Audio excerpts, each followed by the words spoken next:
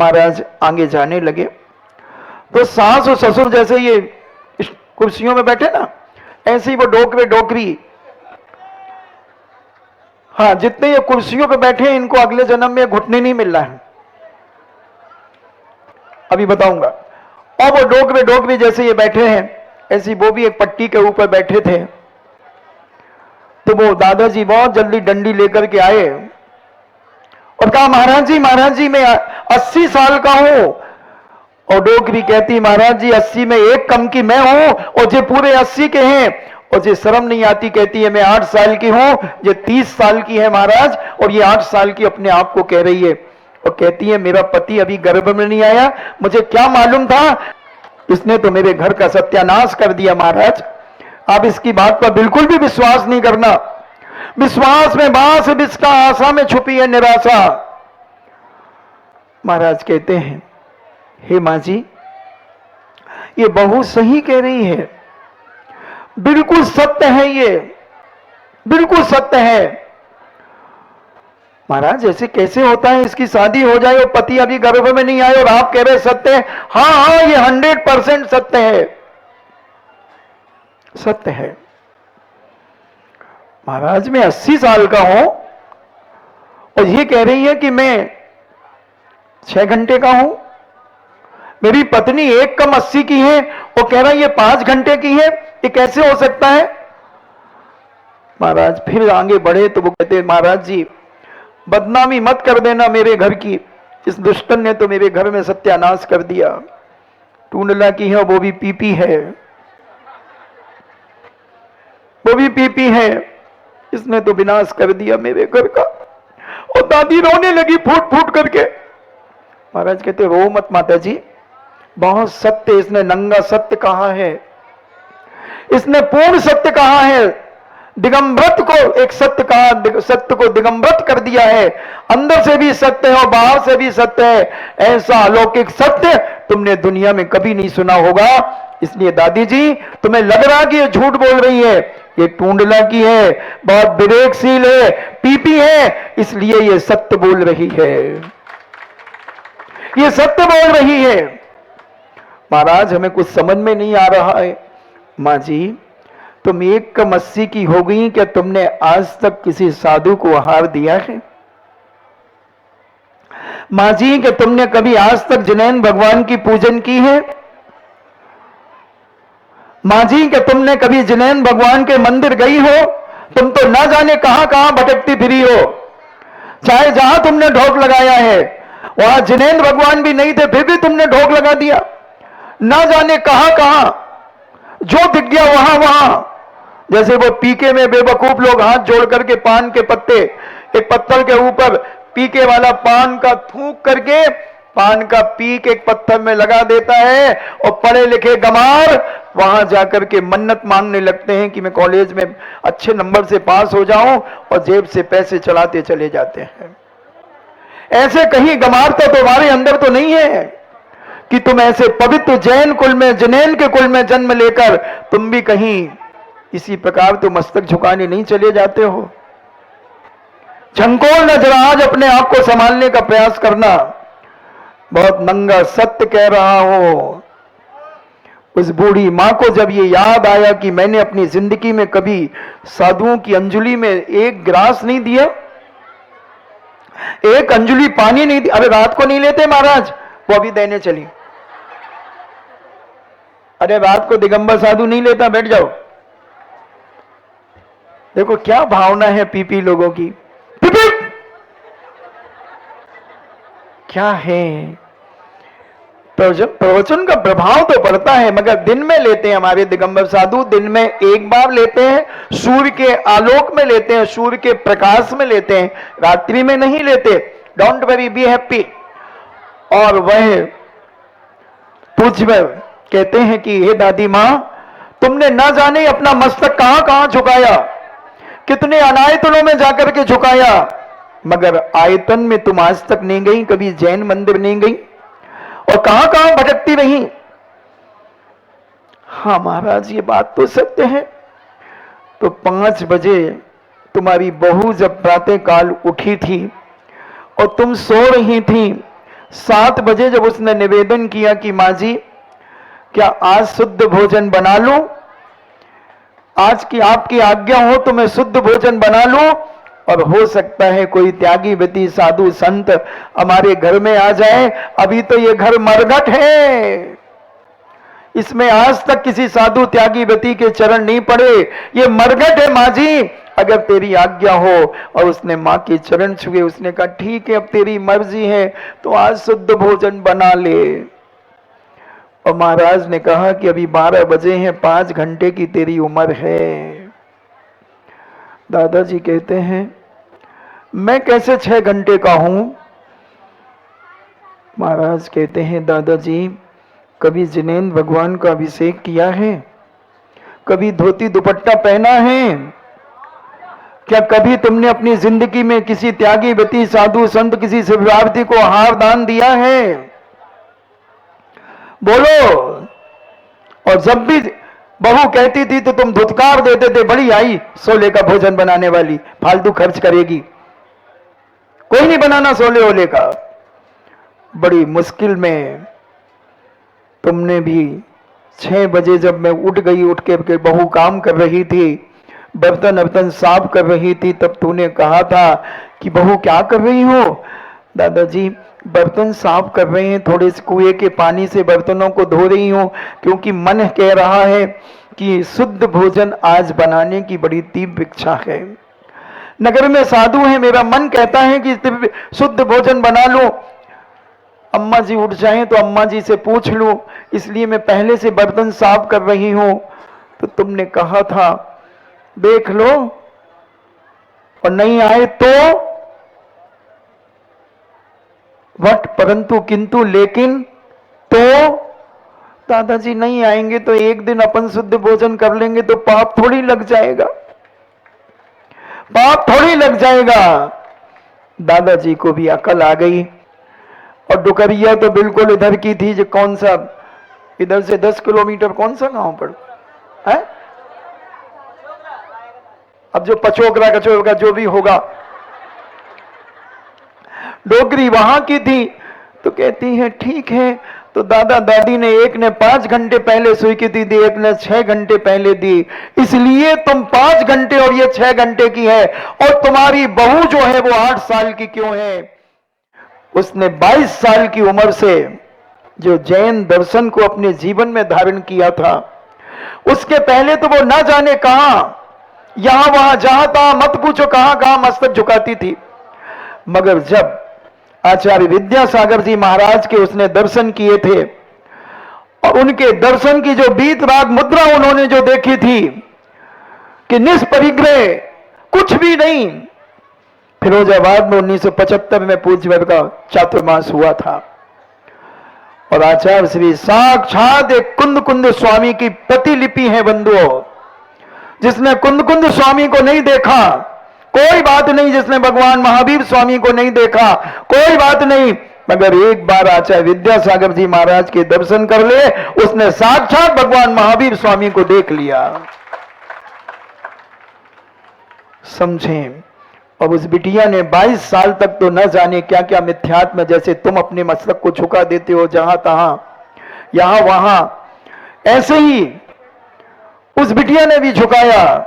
मगर पूज्य भव के दर्शन करने के बाद, सुधा सागर महाराज के दर्शन करने के बाद, अभी देखा आपने पुलिस वालों ने 1 महीने से हमारे साथ रहे, प्रवचन डेली सुनते थे, मांस का त्याग कर दिया, शराब का त्याग कर दिया, सारे व्यसन का त्याग कर दिया। संत समागम की यही तो सार्थकता होती है कि संत न बने मगर संतोषी अवश्य हो जाता है। तुम्हें भी मौका दिया गया है कि तुम भी आज अपने मिथ्यात का दमन कर देना, आज उल्टी कर देना। अभी तक जो इधर उधर भटकते फिरते थे, गंदे ताबीज बच्चों को बंधवाते थे, गले में ताबीज, कमर में ताबीज, पता नहीं कहां कहां, ये सारा मिथ्यात तुम्हारे जीवन का विनाशक है, विनाशक है। और उस बिटिया ने 22 साल की उम्र से जो संकल्प किया था, उसके बाद से उसने आहार देना शुरू किया था, पूजन करना शुरू किया था, स्वाध्याय करना शुरू किया था, जाप करना शुरू किया था।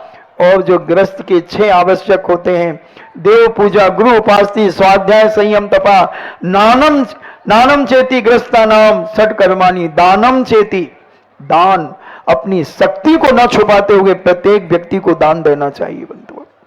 और ऐसा दान देकर के उसने अपने 60 आवश्यकों को जीवन में धारण किया और 8 साल हो गए, इसलिए वो 8 साल की है, उसका 22 साल का जीवन तो पाप में चला गया, मिथ्यात्व में चला गया, मगर उसने अपने जीवन का संभाल लिया और अपने जीवन को पवित्र कर लिया, इसलिए वो 8 साल की है। तो महाराज जी जब ये 8 साल की है, 22 साल, वो तो 30 साल हो गए, तो इसका पति तो कम से कम 31 साल का होगा महाराज जी। नहीं, वो दुरात्मा, वो पापात्मा अभी सो रहा है और हम उसके घर से आहार करके आ गए हैं, इसलिए उस पापी का जन्म नहीं हुआ है कि कल शांति धारा होगी और वो तुम्हारे घर का पापी घर में सो रहा होगा। पूज्य श्री का प्रवचन होगा कल 7:15 बजे इसी मंच पर, और वो पापी घर्राटे ले रहा होगा या बैठे बैठे बिस्तर पर चाय की चुस्कियां ले रहा होगा। समझ लेना उस पापी का अभी जन्म नहीं हुआ है, वो चलते फिरते मुर्दे से ज्यादा नहीं है। अब देखना किस किस के घर में कितने कितने पापी हैं और कितने कितने पुण्यात्मा हैं, उनका कल देखा जाएगा। कितनों का जन्म हुआ और कितने अभी गर्भ में पड़े हैं। कोई के 5 महीने चल रहे होंगे गर्भ को, कोई के 7 महीने चल रहे होंगे, कोई 7मासा पैदा ना हो जाए। हाँ, 8मासा तो बचता नहीं और 7मासा बहुत खतरनाक होता है। श्री कृष्ण जी 7मासे थे, समझ लेना। कल अपने घर में सबको जन्म दे देना, एक शरीर का जन्म तो दे दिया है, एक जिनेंद्र भगवान के चरणों में भेज करके पुनः जन्म करा देना। Happy birthday to you. उन पापियों का जो सूर्योदय के बाद सो करके उठते हैं, भारतीय संस्कृति के विरुद्ध जो पापी चलते हैं, उन पापियों की बात कर रहा हूं।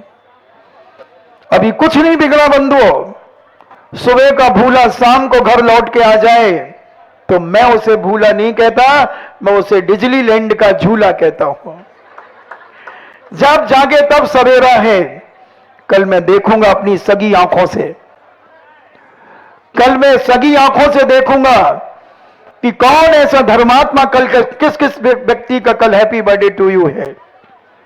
कितना के पति अभी गर्भ में नहीं आए हैं अभी तक, और पत्नी बेचारी कोई 8 साल की हो गई, कोई 6 साल की हो गई, कोई 8-10 साल की हो गई, कोई 25 साल की भी हो गई होगी, और पति अभी, उसके लिए तो उसके पिताजी पल्ला लेने गए, झूला झूला, क्योंकि वो गर्भ में है अभी। तो ऐसे पापियों का भी कल यहां उपस्थिति अगर होती है तो ये बहुत बड़ी उपलब्धि होगी, बहुत बड़ा एक आदर्श प्रस्तुत होगा, बहुत बड़ा एक आदर्श प्रस्तुत होगा। पूज्य श्री ने क्यों दे दिया तुम्हें ये समय? में बात कर रहा था, मैं सोच रहा था कि क्यों दे रहे हैं, किस लिए दे रहे हैं प्रवचन करना, सुबह बिहार कर जाते, क्यों दिया? कितने करुणावान हैं, कितने दयावान हैं, प्रत्येक प्राणी के कल्याण की भावना है कि कहीं कोई ऐसी भूली भटकी आत्मा पंच इंद्रियों के विषयों में अगर लिप्त होकर के अपना जीवन जी रही हो, तो एक सुनहरा मौका, एक लक्की ड्रा इनके जीवन के नाम पर खोल दो कि ये पंच परमेश्वरी से आराधना करना शुरू कर दे, उनकी उपासना करके अपने जीवन का कल्याण करना शुरू कर दे। ऐसी भावना उनके अंदर जागृत हुई होगी, इसलिए उन्होंने कल सुबह की शांति धारा का भी आशीर्वाद दे दिया और प्रवचन करने का भी आशीर्वाद दे दिया। हम देखेंगे कि तुम महाराज को कष्ट देने के लिए आ रहे हो या महाराज से कुछ लेने के लिए आ रहे हो। कौन किस लिए आ रहा है, कर लेना अपने जीवन में संकल्प। मरेंगे यहीं, जिएंगे यहीं, इनके ही चरणों में सब कुछ, और सब कुछ यही मिलेगा बंधु, बाकी कहीं कुछ नहीं मिलेगा, कहीं कुछ नहीं मिलेगा। अपने जीवन को, आपका समय हो रहा है, अपने जीवन को संभालने का प्रयास करें।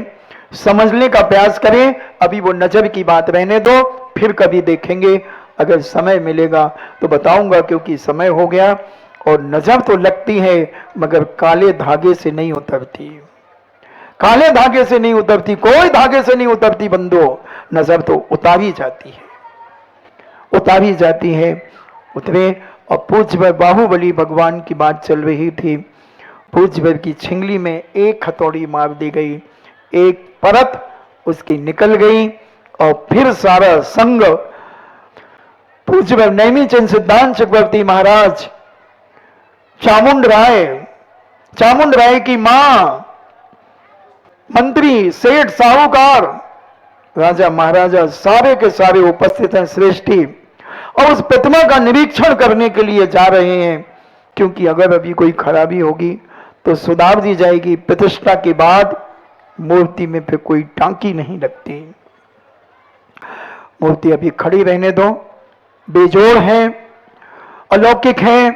तो ऐसे ही भी अभी पूज्य श्री ने एक आशीर्वाद दिया है लोकोदय तीर्थ क्षेत्र कमेटी को कि यहां पर भी 31 फुट से या 51 फुट की बाहुबली भगवान की प्रतिमा बैठेगी लोकोदय के अंदर, वो भी 40 फुट ऊंची पहाड़ी के ऊपर बैठेगी। क्या दृश्य होगा लोकोदय का। वो बिटिया के पति अभी गर्भ में नहीं आए थे, ये प्रसंग कहां से जुड़ गया था, ये स्टेरिंग कहां घूम गया था।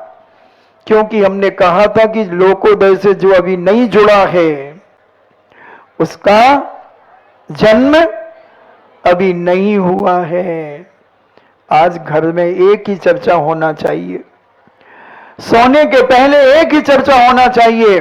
अपन ने क्या किया है लोकोदय में, अपन ने क्या किया है लोकोदय में, अपन क्या बने हैं लोकोदय में। और बंधुओं, ये सुनहरा मौका है, ऐसा पहली बार तुम्हारी लाइफ में एक क्षेत्र बन रहा है। बहुत सारे दादा होंगे यहां पर, 60, 70 साल, 80 साल के भी होंगे बाबा, मगर उनकी जिंदगी में कभी कोई ऐसा नया क्षेत्र नहीं बना होगा। और इतना विशाल क्षेत्र बनेगा, इतना विशाल, जो ताजमहल को टक्कर देगा। ऐसा अलौकिक क्षेत्र, विश्व का एक एक आदमी, देसी विदेशी यहां आकर के मस्तक झुकाएगा। वो सारा श्रेय भारत के जैन समाज को जाएगा। कौन कौन शेयर करना चाहता है उसमें, कौन कौन अपना शेयर लगाना चाहता है उसमें। और ऐसा साथी से पुण्य जब तुम्हारे खाते में जमा होगा, तुम भोग नहीं पाओगे, उस पुण्य को ग्रहण नहीं कर पाओगे, इतना अपार पुण्य मिलेगा बंधुओं। आज सलाह कर लेना और कल घोषणा करवा देना, समय आपका हुआ। इन्हीं मंगल भावना के साथ कि आपके जीवन में सम्यक की प्राप्ति हो, मिथ्यात्व का विनाश हो, और सम्यक ज्ञान और सम्यक दर्शन जब हो जाएगा तो सम्यक चारित्र के लिए तुम अंतरात्मा तुम्हारी खलबली मचाने लगेगी। भावना यही है। प्रत्येक व्यक्ति अपने जीवन को जब जिनैन के कुल में जन्म लिया है तो जिनैन के अलावा ये मस्तक कहीं नहीं झुकेगा। ये कोई 5 रुपए का कोकोनेट नहीं है बंधुओं, ये 10-20 रुपए का कोकोनेट नहीं, कहीं भी चढ़ा दिया, ये चेतन कोकोनेट है। ये साक्षात जिनैन भगवान के अलावा ये मस्तक कहीं नहीं झुकेगा।